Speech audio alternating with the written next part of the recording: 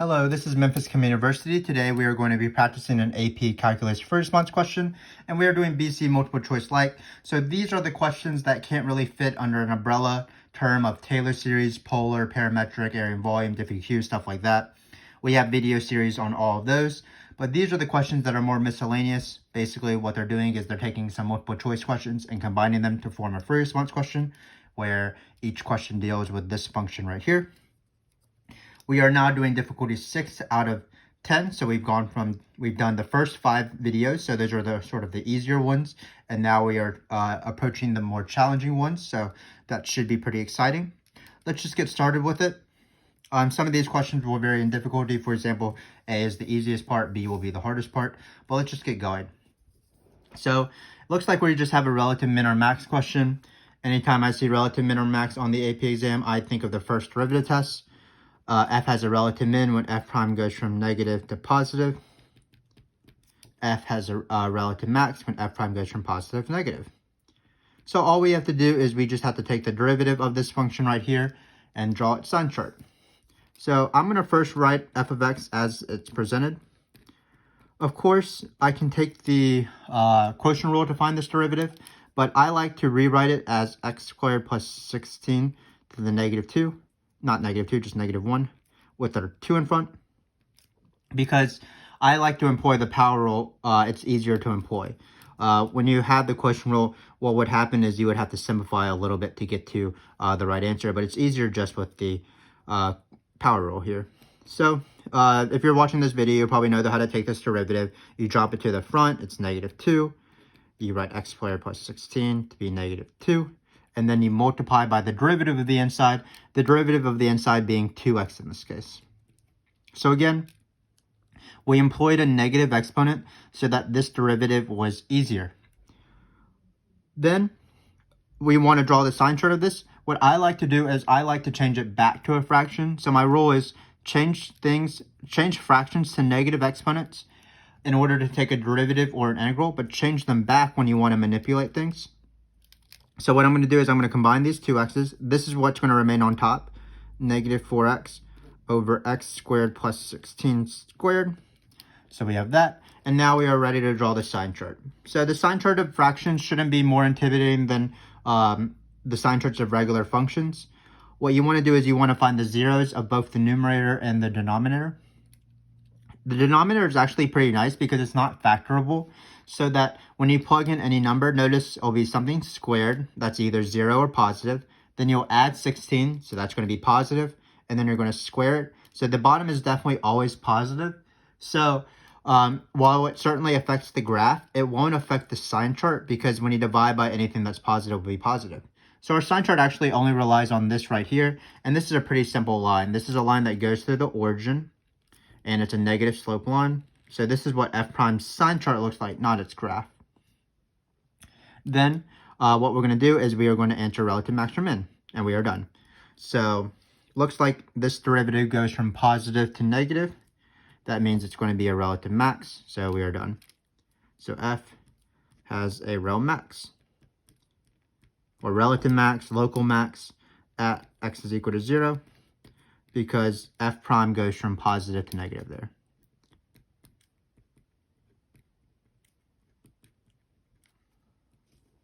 And that is it. There's nothing more to say about this. One thing is that if they had asked absolute max question, this would actually be an absolute max, because notice our sign chart is easy enough where it just goes from positive to negative. So this would be an absolute max. You would want to justify a little bit. So I'm going to write out the justification why this is an absolute max, even if that's not the question. So f has an absolute max at this point. Because the sign chart is so easy, it goes from positive to negative. So absolute max at x is equal to 0. I'm not going to write positive and negative because that's every single row max. I'm going to be a little bit more specific.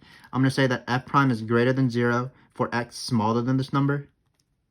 All I'm doing is describing the sign chart in detail. It's positive for x smaller than the number, and it's negative for x bigger than the number. F prime is less than 0 for x bigger than the number. So it has to be an absolute max. This is the alternative way to do absolute max or min, or the first derivative test. for absolute max or min instead of the closed interval method.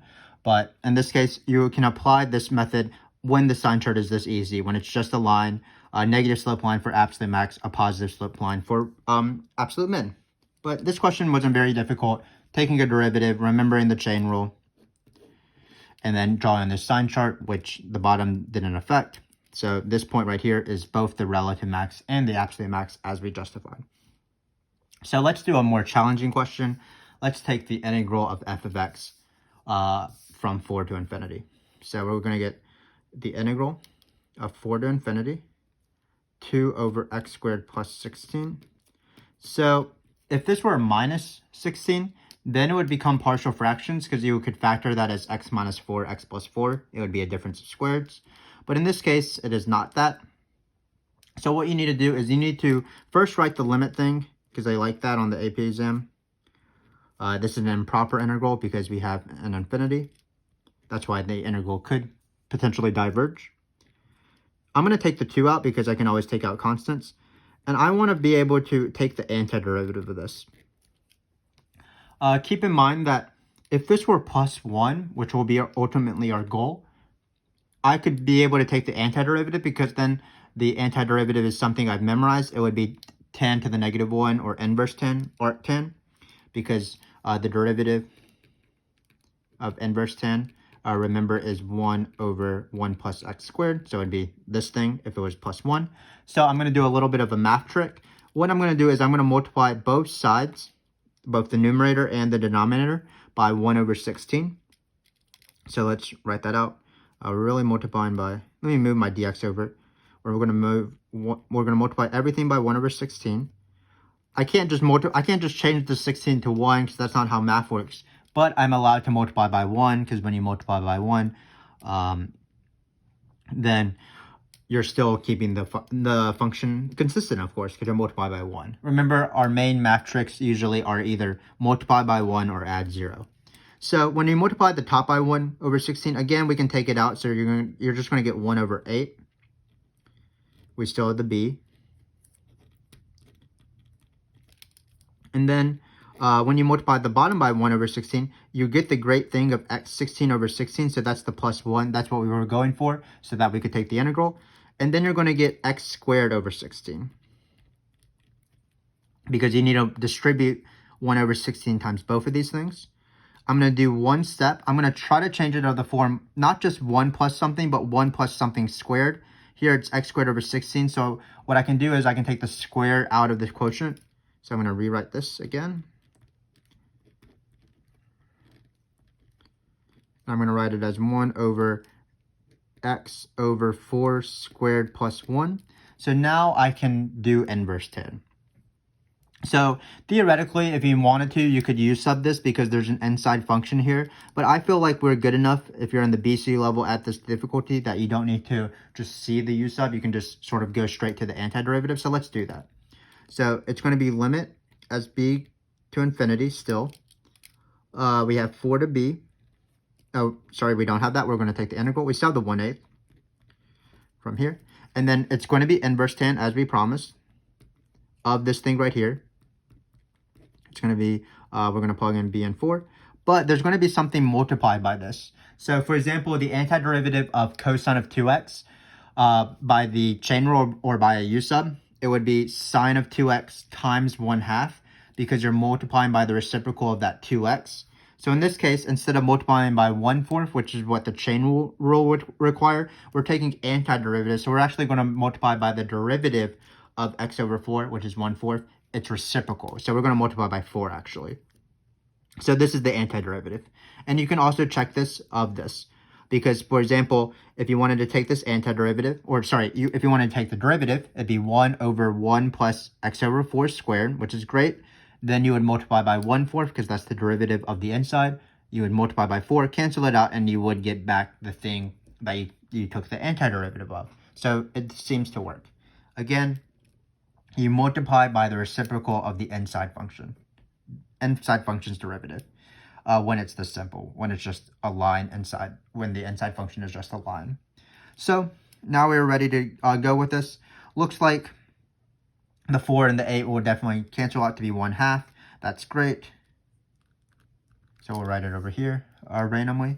And then when we plug in infinity, inverse tan of infinity divided by 4, well, infinity divided by 4 is still infinity because the numbers are still becoming unbounded. Remember that inverse tan of infinity is actually pi over 2.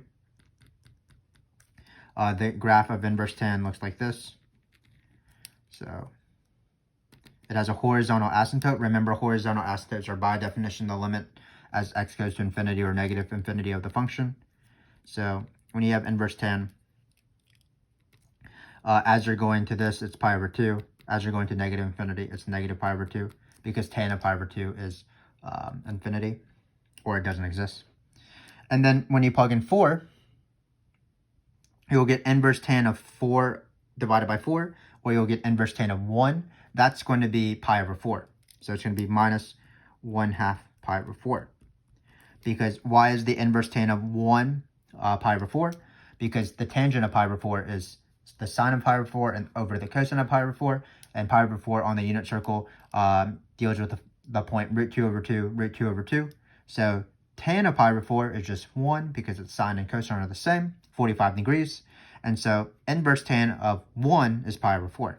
So we actually get this. You can also simplify this, notice. You can write 1/2 pi over 2 minus pi over 4 is pi over 4. So the answer in the end, this crazy integral, is pi over 8. So a pretty hard integral. First thing we had to do is we had to do write this with the limit, the b notation, because it is an improper integral. Then we saw that it wasn't partial fractions because it would be negative if it were partial fractions. So what we did is we wanted to get to this antiderivative right here. So we cleverly multiplied by 1 over 16 everything. Then we did some sort of u sub. So when we took the antiderivative, it was inverse tan, but we multiplied it by 4 because that's what the u sub required us to do. Then we did fundamental theorem of calculus, plug in the top minus the bottom. When we plugged in infinity, inverse tan of infinity is pi over 2 with a 1/2 because 4 over 8 is 1/2. And similarly, when we plug in 4, we'll get inverse tan of 1. That's pi over 4, and we simplified. So a pretty tricky integral if you don't know this math trick, 1 over 16, 1 over 16. Some teachers, I'm assuming, instruct their students to memorize more general things than just inverse tan of 1 over 1 plus x squared. They might be memorizing stuff like 1 over x squared plus a squared, or the antiderivative they just memorize to go straight from here. But if you just know this trick, it is doable. This is one of the harder integrals. It's harder than, for example, in my opinion, integration by partial fractions, because by partial fraction, you just know exactly what to do and you just set up, even if the process is quite long. But here, it required a math trick that you might not be able to discover. So just keep these math tricks in mind and just try your best as you do these integrals. It's certainly a very hard integral. The rest of the questions actually aren't too bad. We have some series questions. So the first question is actually very easy once you determine this, because by the integral test, this series would converge because the improper integral converge. But I'm going to ignore that I just did this question. I want to employ limit comparison test because I believe that the limit comparison test is one of the most important tests on the, or one of the most serious tests on the AP exam. So I'm going to rewrite this with ends, and we're going to see whether this converges or diverges.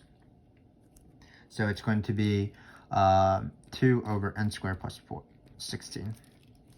So the limit comparison test basically allows us to find any series, whether it converges or diverges, using a p-series, where the function or the series is of the form a polynomial divided by a polynomial, where the bottom polynomial has a bigger leading exponent. So in this case, what we're going to do is we are going to compare it to 1 over n squared. What you do is you take the leading exponent and the leading exponent, you only look at those terms and you just see how much bigger is the bottom's leading exponent, and that's the series you want to compare it to, because it will be very easy to tell whether this converges or diverges. Keep in mind that this is a p-series greater than 1, so this converges, which is great. And then we are going to employ the limit comparison test. So what it says is you take the limit as n goes to infinity, you take this divided by this, the limit of the ratio of the terms. Of course, when you take this I just teach my students to automatically flip it because when you divide by something, you're multiplying by its reciprocal. And notice you chose this to be n squared exactly. Again, it's the difference in the leading exponents, so that when you do this limit, it will exist, it will be a number, and it will be finite. So these n squareds will cancel out. When you go to infinity, the plus 16 really doesn't matter. This is called same heavy. Watch our video on limits involving infinity if you would like. But in this case, you just get 2, which is greater than 0. And 2 is finite, of course. So by the limit comparison test, what this says is that either both series converge or both series diverge. So by the limit comparison test,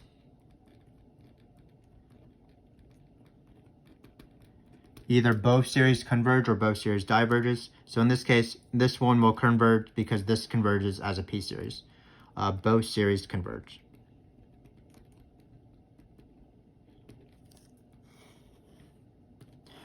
And that's how you do limit comparison tests. It's, again, pretty easy. All you do is you find how much bigger is this leading exponent at the bottom. That's the p-series you want to choose to compare it to, because it'll be very easy to tell whether this converges or diverges based off a p-series. Then you take the limit of the ratio, which is the same thing as multiplying by the reciprocal. If you chose the right p-series, this limit should exist. Should be a finite number greater than 0, which it is in this case. And then again, they either both converge or they both diverge.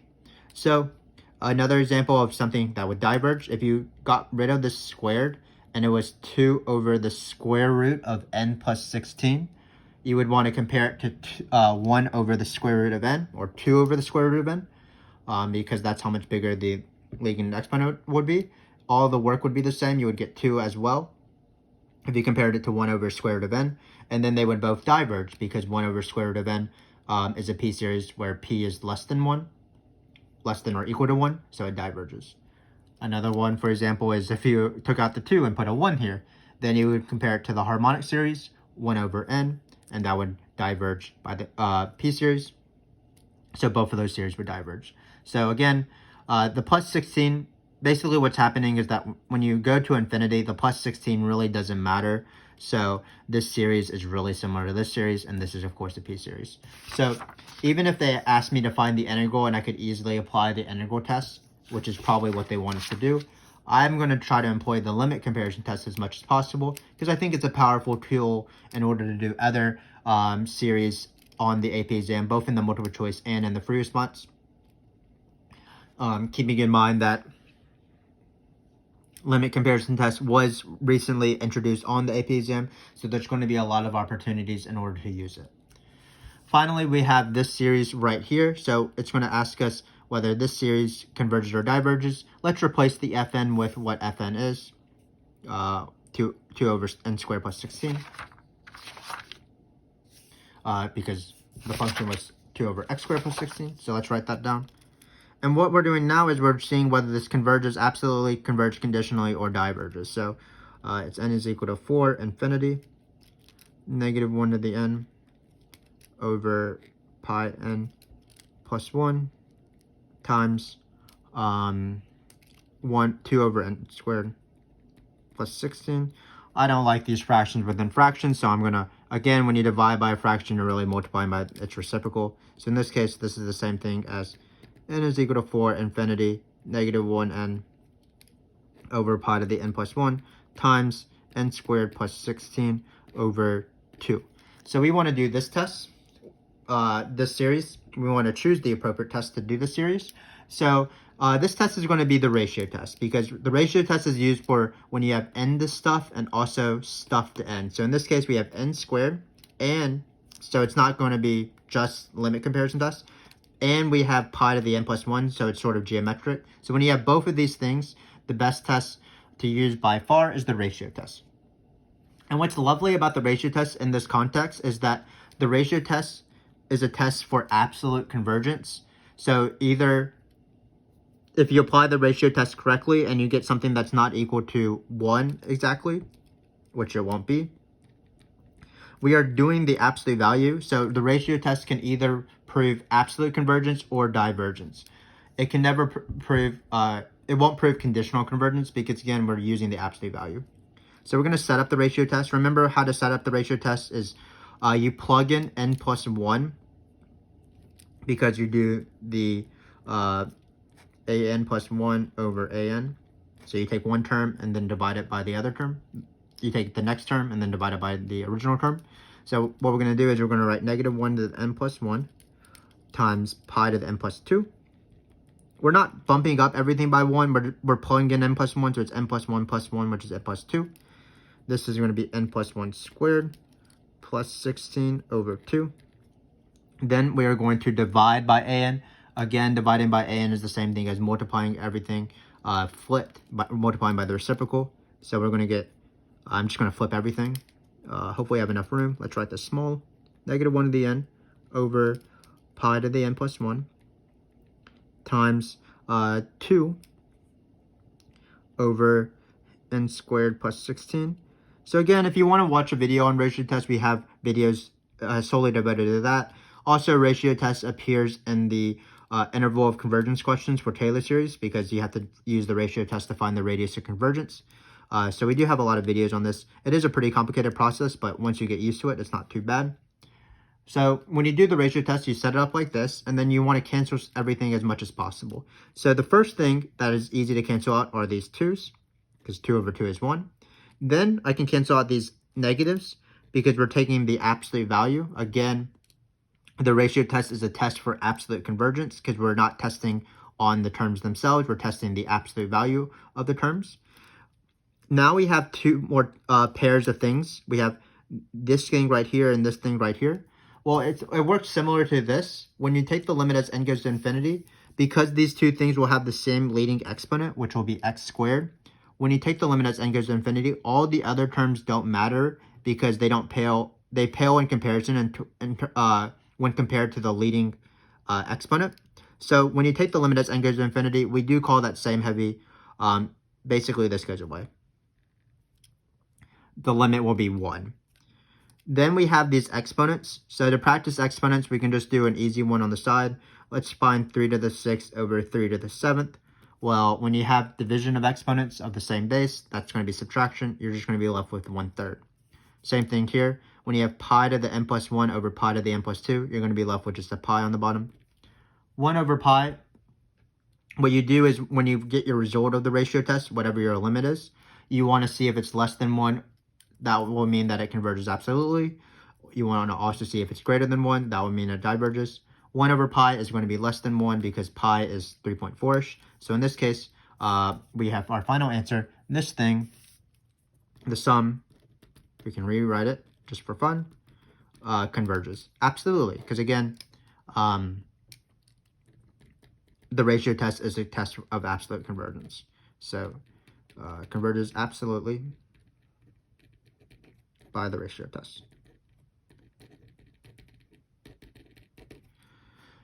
If you want, I want to provide you a series that converges conditionally just for fun. So the most famous series that converges conditionally is the alternating harmonic series, which is written like this. So why does this converge conditionally? Well, what does it even mean to converge conditionally? Basically, it says if this converges, if the terms converge conditionally is an example of convergence. But if you take the absolute value of the terms, which in my, what I tell my students is you just cover up the alternating part, the -1, and you just treat it like 1. If that diverges, then this series converges conditionally.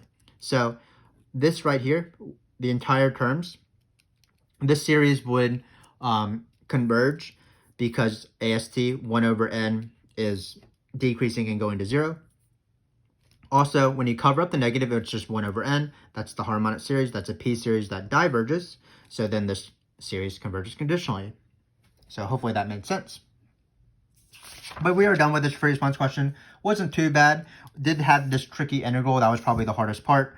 First question we did was a rel min or max question. We took the derivative, employed the chain rule, of course, drew its sign chart. We actually saw that this relative max was actually the absolute max. So if the question was absolute max, none of the work would have changed, but our justification would have been slightly different because this is the justification for absolute max. Then we did this harder integral. It was an inverse tan where we did this trick of multiplying by 1 over 16. It was also improper, and we had to remember that inverse tan of infinity was pi over 4. Inverse tan of infinity is pi over 2. Inverse tan of 1 is pi over 4. We had to determine whether the series converged or diverged, but limit comparison test is one of my favorite tests in the world because it's so easily used. This you compare to 1 over n squared because it's like 1 over n squared. You take the ratio, you take the limit. If you're doing it right, you'll get a positive number, and then either both series diverge or both series converges. Finally, we had this ratio test question where we cancel out. We first set up the ratio test by plugging in n plus 1, and then we multiply by the reciprocal of the original thing. Then we started canceling out stuff as normal. We ended up getting 1 over pi. That's less than 1, so the series converged. And the ratio test is a test for absolute convergence, so we saw that it converged absolutely. We did mention something that converged conditionally, the alternating harmonic series. Another example, of course, is square root of n, negative 1 over n over square root of n. Something that converged absolutely would be negative 1 over n squared. So hopefully this was useful for you. It did provide you with a good review of especially series, two of the most common series tests, ratio test and limit comparison test. So hopefully that was useful. Continue watching this video series as we practice more integrals, as we hit as many topics on the BC multiple choice questions that appear on the free response questions. Like, for example, this was based off an old free response question, as is the next one and as is most of our videos. So again, continue watching with us, stick with us. We do enjoy hanging out with you guys, and hopefully we will see you next time.